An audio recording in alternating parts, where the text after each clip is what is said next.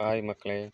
இப்போ நம்ம என்ன பார்க்க போகிறோம், அங்கன்வாடி பணியாளர்களோட அப்ளிகேஷன் ஃபார்ம் எப்படி ஃபில் பண்ணுறத பற்றி பார்க்க போகிறோம். அப்ளிகேஷன் ஃபார்ம் பாருங்கள். இப்போ ஸ்டார்டிங்கில் என்ன கொடுத்துருக்கான், ஒருங்கிணைந்த குழந்தை வளர்ச்சி பணிகள் திட்டம், அங்கன்வாடி பணியாளர்கள் பணிக்கான விண்ணப்பம். ஸோ அப்ளிகேஷனோட இடது பக்கம் பாருங்கள், மாவட்டம், நம்மளோட மாவட்டம் என்னவோ அதை அதில் நீங்கள் எழுதிக்கணும். கீழே பார்த்தீங்கன்னா திட்டம் அல்லது வட்டாரம். வட்டம் அப்படின்னா தாலுகான்னு சொல்லுவாங்களா அது. ஸோ அப்போ நம்மளுக்கு நம்ம இருக்கிற பிளேஸில் என்ன தாலுகாவோ அதை நீங்கள் அதில் மென்ஷன் பண்ணிக்கோங்க. வலது பக்கம் பாருங்கள், புகைப்படத்துடன் புகைப்படம் கையொப்பத்துடன். ஸோ நீங்கள் அதில் ஒரு ஃபோட்டோ ஒட்டிட்டு அது கீழே என்ன பண்ணணும், நீங்கள் சைன் பண்ணணும். ஃபஸ்ட் ஒன் என்ன கொடுத்துருக்கான், விண்ணப்பதாரர் பெயர், உங்களோட நேமை தமிழில் இன்சிலோடு எழுதிக்கோங்க. இரண்டாவது ஒன், தகப்பனார் அல்லது கணவர் பெயர். இப்போ கல்யாணம் முடியல, அன்மேரிட் அப்படின்னா உங்களோட அப்பா பேர் எழுதிக்கோங்க. மேரிட் அப்படின்னா கணவர் பேர் எழுதிக்கோங்க. சில பேருக்கு வந்து மேரேஜ் ஆகி கணவர் இறந்துருப்பாங்க. ஸோ அவங்க பேரை எழுதிக்கலாம். தேர்ட் ஒன், விண்ணப்பதாரரின் இருப்பிட முகவரி மற்றும் கைபேசி எண். உங்களோட நிரந்தர முகவரி என்னவோ அதை எழுதிட்டு கீழே உங்களோட ஃபோன் நம்பர் எழுதிக்கோங்க. ஃபோர்த்து ஒன், விண்ணப்பதாரரின் ஆதார் நம்பர். உங்களோட ஆதார் நம்பரை எதுலேயுமே வந்து மிஸ்டேக் இல்லாமல் எழுதிக்கோங்க. ஃபிஃப்த்து ஒன் வந்து விண்ணப்பதாரரின் இருப்பிடம். நம்ம வந்து பேரூராட்சியா, நகராட்சியா, மாநகராட்சியா, ஸோ அது என்னென்னு பார்த்துட்டு என்ன பண்ணணும், அதை எழுதிக்கணும். இப்போ நீங்கள் தூத்துக்குடியில் இருக்கீங்கன்னா அது மாநகராட்சி, ஸோ அதில் தூத்துக்குடின்னு எழுதிக்கலாம். சிக்ஸ்த்து ஒன், விண்ணப்பதாரரின் இருப்பிடம் ஊராட்சி அல்லது கிராம பெயர். நீங்கள் இருக்கிறது வந்து கிராம பஞ்சாயத்தா இல்லை டவுன் பஞ்சாயத்தான்னு கேட்டிருக்காங்க.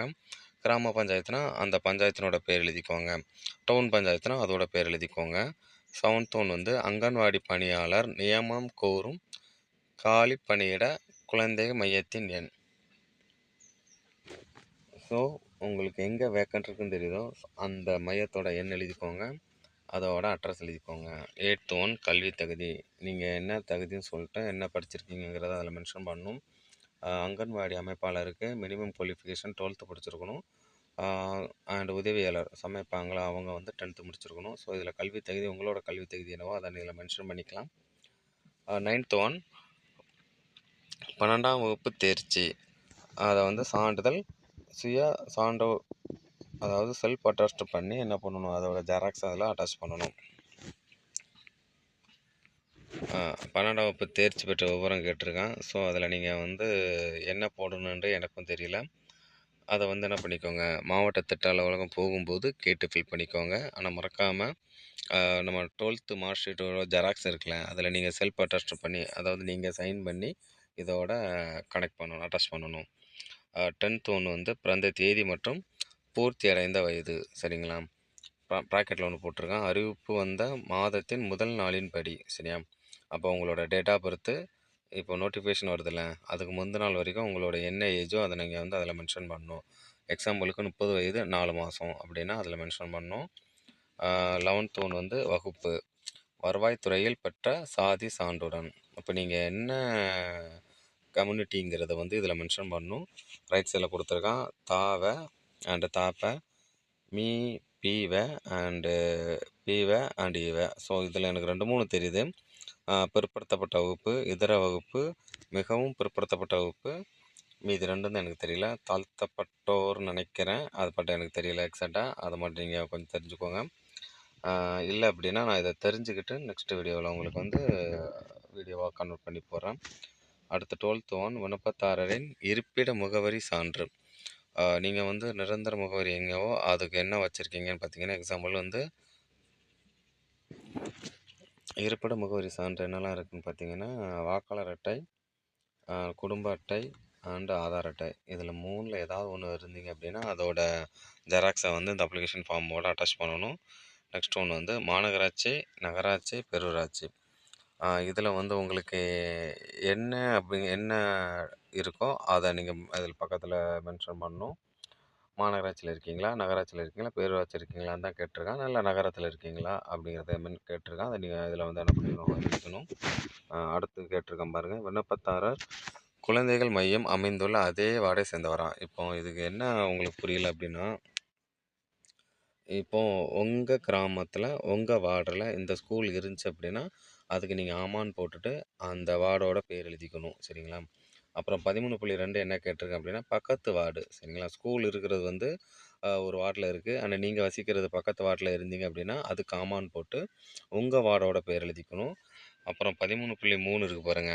அது வந்து என்ன அப்படின்னா, இப்போ அ ஸ்கூல் அமைந்துள்ள வார்டு, பக்கத்து வார்டு. இது வந்து அந்த எல்கையில், அதாவது கிராம பஞ்சாயத்துன்னு சொன்னோம்ல, அந்த பஞ்சாயத்துல உள்ள ஸ்கூல்ல அந்த பஞ்சாயத்து எல்கையில் உள்ள வார்ட மட்டும் என்ன பண்ணணும் இதுல அதுல இருக்கீங்க அப்படின்னா, மென்ஷன் பண்ணிக்கணும். எக்ஸாம்பிளுக்கு ஸ்கூல் ஒரு வார்டுல இருக்கு. அது பக்கத்து வார்டும் இல்லாம, அதையும் தாண்டி வார்டு இருக்கும்ல, அந்த வார்டுல நீங்க இருக்கீங்கன்னா, அதுக்கு ஆமான்னு போட்டு நீங்க அந்த வார்ட நேம வந்து மென்ஷன் பண்ணணும்.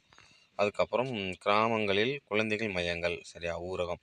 இப்போ வந்து பேரூராட்சியில உள்ளது, நகராட்சியில உள்ளது அண்டு மாநகராட்சியில உள்ள ஸ்கூலுக்கு இப்படி. கீழ 14 வந்து என்ன குடுத்துருக்காங்கன்னா, கிராமத்தில் உள்ள அமைந்துள்ள ஸ்கூலுக்கு சரிங்களா? அததான் ஊரகம் சொல்றான்.